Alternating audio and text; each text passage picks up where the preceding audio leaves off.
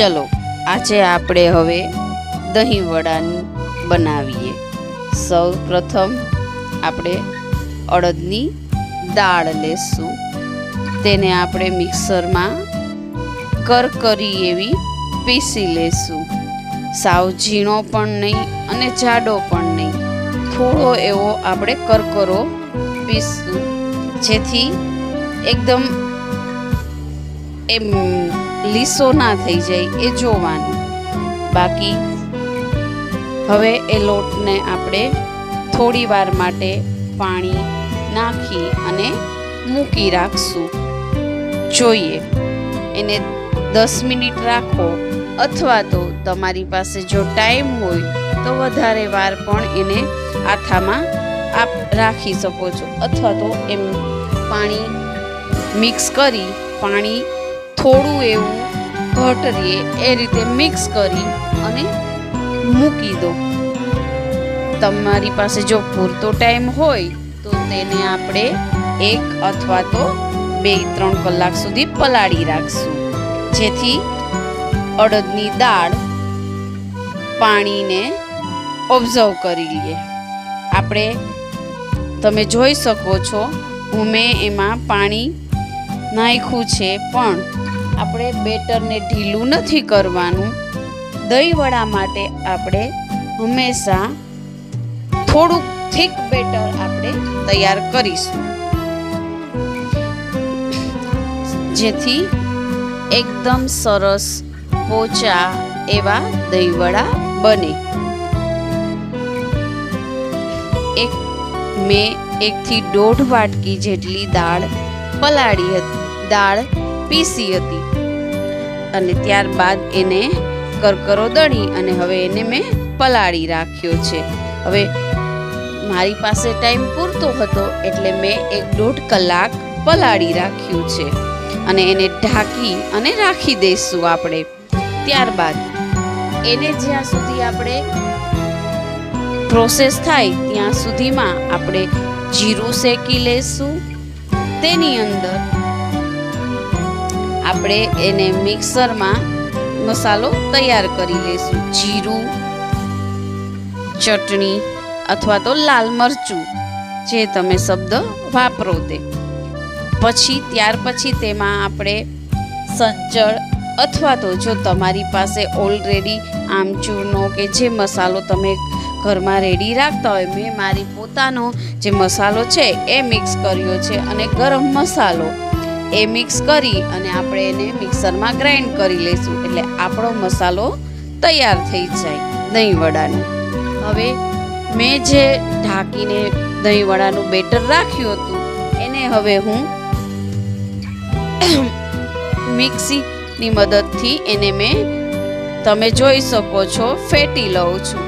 તમે તેને મેં બીટરની મદદથી ફેટ્યું છે, તમે મિક્સી અથવા તો તમારી જાતે ઝીણીથી કે કોઈ પણ વસ્તુથી એને આપણે બીટ કરી શકીએ છીએ। તમે જોઈ શકો છો એકદમ બેટરનો કલર પણ ચેન્જ થતો જશે અને એકદમ એમાં હવા ભરાતી જશે, જેથી આપણા દહીં વડા એકદમ સોફ્ટ અને સરસ બનતા જાય। જોઈ શકો છો તમે કે એકદમ આપણું બેટર ફૂલતું જાય છે અને એનો કલર પણ સરસ એવો ચેન્જ થઈ ગયો છે। હવે એને ચેક કરવા માટે એક ખાસ ટીપ, પાણીની વાટકી લો અને એમાં આપણે જે બેટરને ફેટ્યું હતું એમાંથી થોડુંક એવું બેટર એમાં નાખો, જેથી તમને ખ્યાલ આવી જાય કે એ જો ઉપર તરે તો આપણું બેટર પરફેક્ટ છે।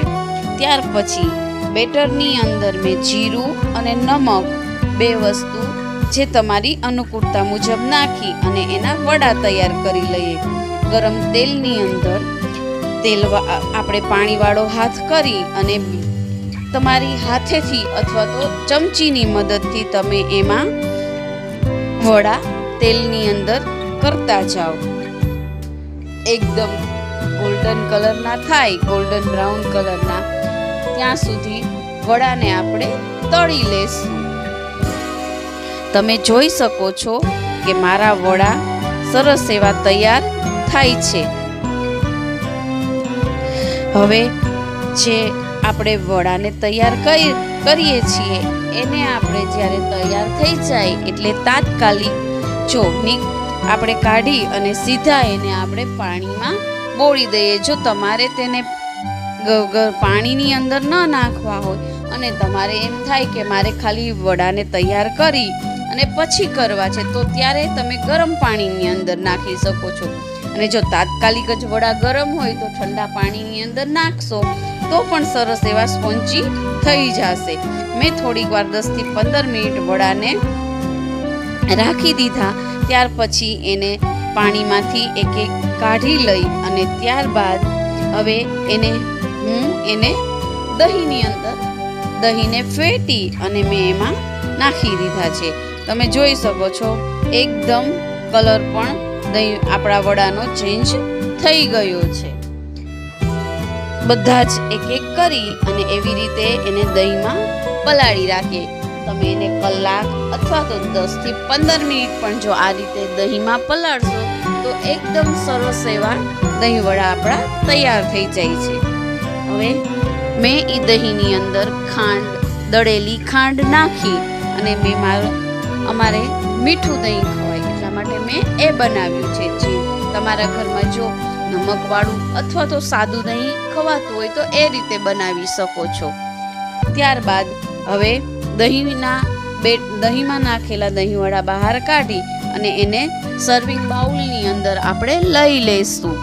તમે જોઈ શકો છો એમાં દહીં મેં એડ કર્યું છે. ત્યાર પછી મારી પાસે હું જે પોતે જ આંબલીની ચટણીને એ બનાવી અને મેં રાખી હતી એ આંબલીની ચટણી, એની સાથે આપણે ગ્રીન ચટણી, રેડ ચટણી એ બધું જ આપણે તૈયાર કરીને રાખી દીધું હતું પહેલેથી જ. એટલા માટે હવે એને આપણે સીધું યુઝ કરી શકીએ. તમે જોઈ શકો છો ગ્રીન ચટણી, રેડ ચટણી એ મેં એડ કરી દીધી છે. ત્યારબાદ હવે આપણે તમારે જો અનુકૂળતા હોય તો કાજુ અને દ્રાક્ષથી પણ ડેકોરેટ કરી શકીએ છીએ. ત્યારબાદ હવે આપણે એમાં મસાલો જે આપણે તૈયાર કર્યો છે તેને એડ કરીશું. હવે ધાણા ભાજી અને સેવથી આપણું ડેકોરેટ કમ્પ્લીટ કરીશું અને આપણા સરસ મજાના એકદમ